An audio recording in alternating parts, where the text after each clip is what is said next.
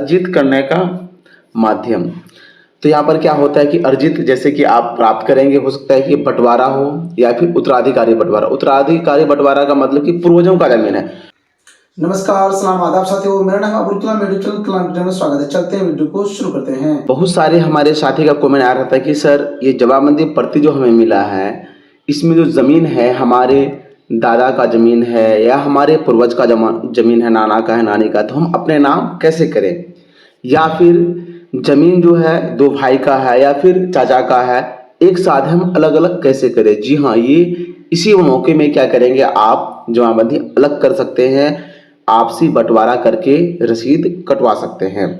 जिसका खुद का जमाबंदी है वो जीवित हैं तो वो तो सुधार करेंगे ही, लेकिन जो मृत्यु कर चुके हैं उसके जो उत्तराधिकारी हैं, उसके जो वंशज हैं, वो अपने नाम से करा पाएंगे। ये बहुत अच्छा मौका है। इसके लिए पत्र भी जारी कर दिया गया विभाग के द्वारा, पूरी जानकारी दी जाएगी। आपको स्किप नहीं करना है, स्किप करने से होता है कि पूरी जानकारी आपको नहीं मिल पाती, इसलिए कंप्लीट वाच कीजिएगा। तो वीडियो को लाइक कर दीजिए, चैनल को सब्सक्राइब कर घंटे भी दबा दीजिए।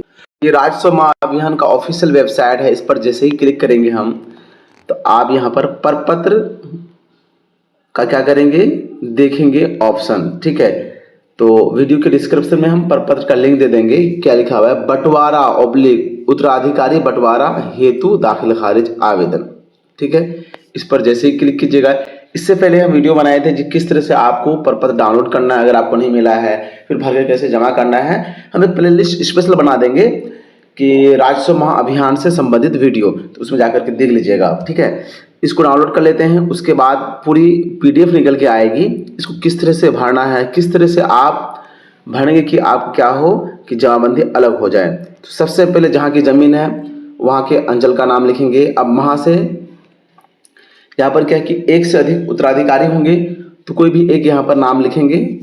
मान के चलिए उनमें से जो भी वंशज है उसमें जो बड़े हैं वो, या फिर जो प्रेजेंट में घर में हैं, वो अपना नाम लिखेंगे, पिता का नाम लिखेंगे। उसके बाद निवास स्थान, डाकघर इत्यादि, पिन नंबर इत्यादि यहाँ पर लिख लेंगे, मतलब जो आवेदक बनेंगे। अब अर्जित, देखिए यहाँ पर क्या हुआ है कि अर्जित करने का माध्यम। तो यहाँ पर क्या होता है कि अर्जित जैसे कि आप प्राप्त करेंगे, हो सकता है कि बंटवारा हो या फिर उत्तराधिकारी बंटवारा। उत्तराधिकारी बंटवारा का मतलब कि पूर्वजों का जमीन है। अब बंटवारा का मतलब हो सकता है कि दो भाई से या अधिक का है, आप चाहते हैं कि अलग अलग रसीद कटवाएं। तो सबसे पहले हित अर्जित करने से संबंधित साक्ष्य, मतलब कोई जो भी दस्तावेज, जमीन का पेपर, चाहे केवाला हो, खतियान हो या अन्य कोई भी पेपर हो, वो दस्तावेज चाहिए। अगर मान के चलिए जमाबंदी में नाम है लेकिन आपके पास कोई डॉक्यूमेंट्स नहीं है, तो पेपर तो आपको निकालना होगा। ठीक है, पेपर आप केवाला निकाल सकते हैं, खतियान भी निकाल सकते हैं। दस्तावेज का प्रकार जो भी है, ठीक है, केवाला हो, खतियान हो, जो भी है, उसका दस्तावेज संख्या, मान के डीड नंबर है तो डीड नंबर डाल दीजिएगा, जब रजिस्ट्री हुआ है वो डाल दीजिएगा।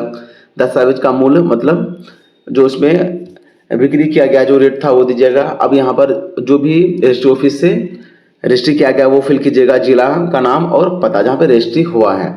अब यहाँ पर क्या करना है, देखिए पूर्वज, मतलब आपके जो दादा हो, दादी हो या फिर आपके पिताजी का जमीन है, उसका जमीन के बारे में बताया जा रहा है। या संयुक्त जमींदार जमाबंदीदार, मतलब एक साथ जो एक से अधिक जमाबंदी है उसको अलग करना, दोनों में से जो होगा उस पर टिक लगा दीजिएगा। मान के चलिए पूर्वज का अगर जमीन है तो पूर्वज पर टिक लगाने के बाद अब विक्रेता कौन था, ठीक है, यहाँ पर आपको अच्छी तरह से क्या करना है, लिखना है कि विक्रेता कौन था, मतलब कौन बेचा था उस जमीन को, पिता का नाम, ठीक है, माता का जाति इत्यादि सब आप भर लीजिएगा। उसके बाद यहाँ पर आता है क्या, दाखिल खारिज हेतु प्रश्नगत भूमि की अवस्थित है, कहाँ पर अवस्थित है भूमि, मतलब किस जगह की जमीन है। तो जहाँ पे जिला, अंचल, हल्का मौजा, राजस्व, थाना संख्या इत्यादि जहाँ भी होगा उसके बारे में आपका मेंशन रहता है। कहने का मतलब है कि अगर आपके पूर्वज का जमीन है तो भी क्या करेंगे, बंटवारा कर पाएंगे, अगर जमाबंदीदार है तब भी कर पाएंगे। तो दोनों स्थिति में जो रहेगा वो टिक करना है, फिर डिटेल्स भरना है। उसके बाद यहाँ पर आइए कि बंटवारा शेड्यूल के अनुसार प्रत्येक हिस्सेदार का विवरण।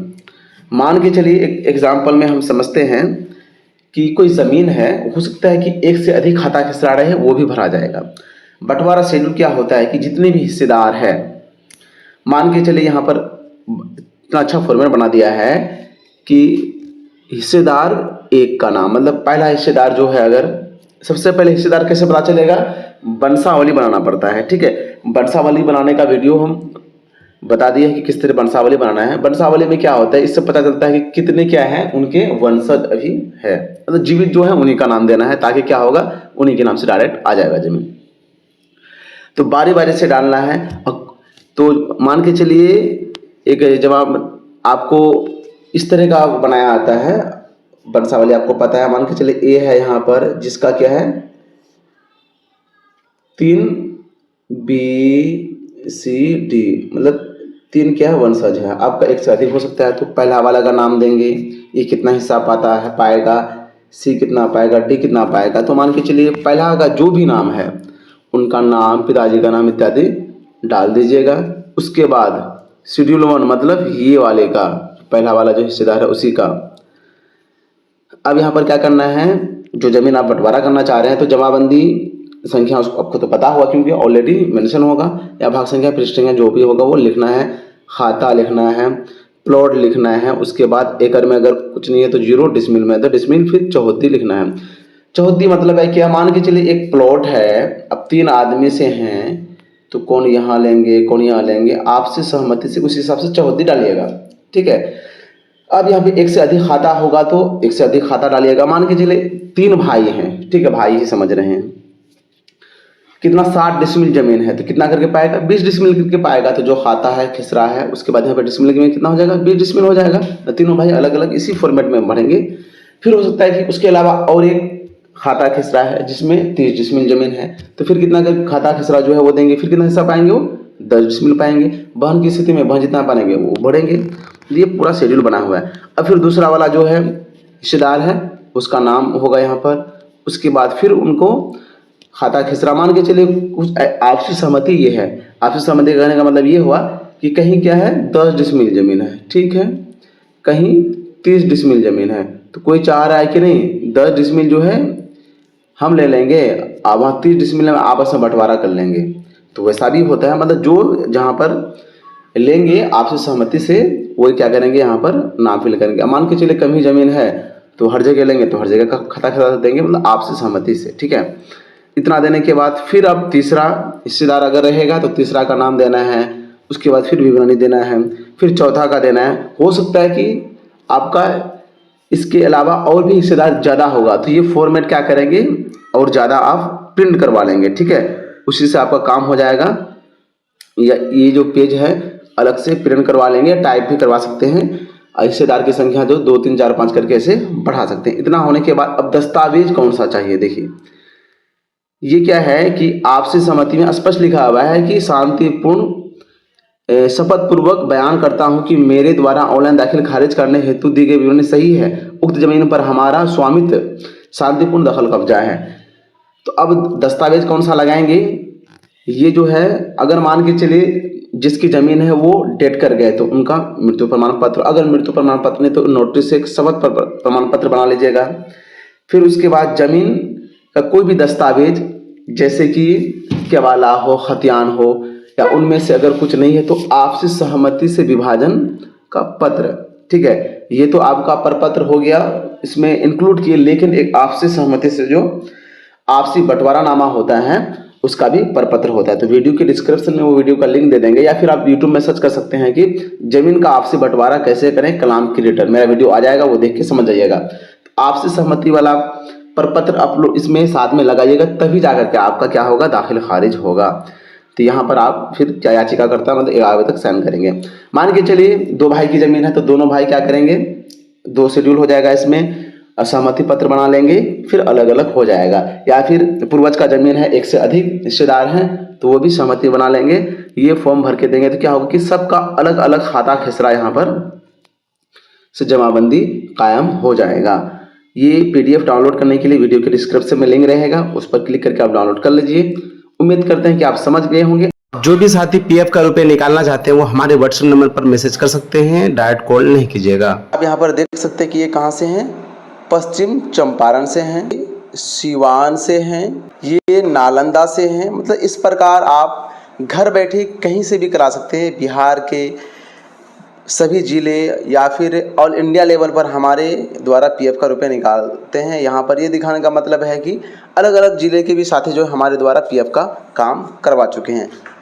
आप निसंदेह हमसे काम करवा सकते हैं। आपके मन में जो भी सवाल बनता है आप कमेंट कीजिए, आपकी कमेंट का 100% जवाब दिया जाएगा। तो इस प्रकार क्या करेंगे, अगर जमाबंदीदार का जीवित है तो वो गलती कुछ है अगर तो खुद भर करके देंगे, उसका सुधार होगा। लेकिन जमाबंदीदार मतलब जिसके नाम से 52 में नाम जमीन है, अगर वो जीवित नहीं है तो उसके जो उत्तराधिकारी है ऊपर पत्र ये भर के दे, इससे क्या होगा, उनके नाम से दाखिल खारिज हो जाएगा। अब यहाँ कर क्या है कि अभी राजस्व महाअभियान विशेष अभियान चल रहा है, तो इसके अंतर्गत क्या होगा कि आपका जल्दी काम हो जाएगा। ये भर करके आपको शिविर में जमा करना है, साथ में रिसीविंग लेना है, मतलब इसका प्रिंट एक निकाल लीजिएगा, इसी में रिसीविंग लीजिएगा, साक्ष्य चाहिए कि हाँ हमने दिया है। ठीक है, तो अब हम कैसे जानेंगे कि मेरे पंचायत में कहाँ शिविर है, तो वो भी चेक करने के लिए आपको बता दें। मौजा का शिविर की स्थिति देखें तो आपको यहाँ पर अपना जिला सिलेक्ट कर लेना है। ठीक है, जहाँ जो जिला है, उसके बाद अंचल जो है आप वो अंचल सिलेक्ट कर लीजिएगा। उसके बाद हल्का जो है वो आप सिलेक्ट कर लीजिएगा। मतलब पंचायत वार क्या होता है, कैंप लगता है। प्रोसीड पर जैसे क्लिक कीजिएगा, उसके बाद यहाँ पर कर्मी का नाम, जो मतलब शिविर में कर्मी है उनका नाम यहाँ पर आपको शो होगा। उसके नीचे और देख लें, हल्का मतलब पंचायत हुआ, तो एक पंचायत में एक से अधिक क्या होता है, मौजा होता है, इसलिए यहाँ पर क्या दिया हुआ है, नाम और नंबर भी दिया हुआ है। तो इनसे, क्योंकि यहाँ पे स्पेस तो दिया गया नहीं है, पंचायत का दिया हुआ है सिर्फ, तो इससे क्या करेंगे, कांटेक्ट करेंगे। यहाँ कर्मचारी साहब का भी नंबर दिया गया है, इसे कांटेक्ट करने पर वो बता देंगे कि कहाँ पे कैंप लगा है। तो हर हाल में आप क्या करें, अगर बंटवारा वाला जमीन है तो बंटवारा भर करके दें। बंटवारा में तो सहमति चाहिए, तब जाकर के आपका शेड्यूल बनेगा, मतलब नाम पे होगा। लेकिन खुद की जमीन है या फिर माता पिता किसी का जमीन है वो जीवित है, तो उनके नाम में अगर कुछ त्रुटि है तो वो भरने के लिए तो बता दिए हैं कि जमाबंदी प्रति कैसे भरेंगे, भर करके शिविर में जमा करेंगे। इसके अलावा आपके मन में जो भी सवाल है आप कमेंट कर सकते हैं। नीचे आप डेट भी देख सकते हैं कि प्रथम शिविर मतलब 31/8 से लेकर के एक की जो तिथि है, द्वितीय शिविर कब से शुरू होगा, 15/9 से। तो यूँ कहे कि शिविर जो है 31/8 से लगने वाली है। आप पर पत्र आपको मिल गया है, भर करके रखे हैं 31 से, अब जमा करना शुरू करेंगे। फिर दूसरा लगेगा 15 से, मतलब 20 सितंबर तक का ही डेट है, तो उससे पहले आप जमा कर लें। हर हाल में रिसीविंग जरूर लीजिएगा। रिसीविंग का मतलब ये होता है कि जो प्रपत्र आप भर के दे हैं उसमें फोटो कॉपी कर लेना है, उसमें साइन करवाना है जो कर्मी रहेंगे। ठीक है, आज के इवेंट ऑफ द डे में सिलेक्ट हुए हैं सुधांशु फ्रॉम मुजफ्फरपुर, सीता देवी कहाँ की है वो जगह का नाम नहीं लिखी है, कायनात परवीन वो भी जगह का नाम नहीं लिखी है। तो आप तीनों को many congratulation. Win of the day में सिलेक्ट होने का प्रोसेस है कि पूरा वीडियो आपको देखना है, उसके बाद वीडियो को लाइक और प्रश्न का उत्तर। साथ ही आज का प्रश्न है, नमक सत्याग्रह की शुरुआत कब हुई थी, इसका आपको आंसर देना है। उसके बाद अपना नाम और आप कहाँ से देख रहे हैं, ताकि विन ऑफ द डे में सिलेक्ट किया जा सके। इन्हीं में से जो maximum win of the day में सिलेक्ट होंगे, विन ऑफ द मंथ में 1 तारीख को सिलेक्ट किया जाता है और गिफ्ट दिया जाता है। नजदीक रहते हैं तो इंटरव्यू, दूर रहते हैं तो बाई पोस्ट। आप सभी वीडियो देखते ही सिर्फ एक काम करना है, वीडियो को लाइक और प्रश्न का उत्तर देना है। वीडियो क्लास देखने के लिए तहे दिल से शुक्रिया।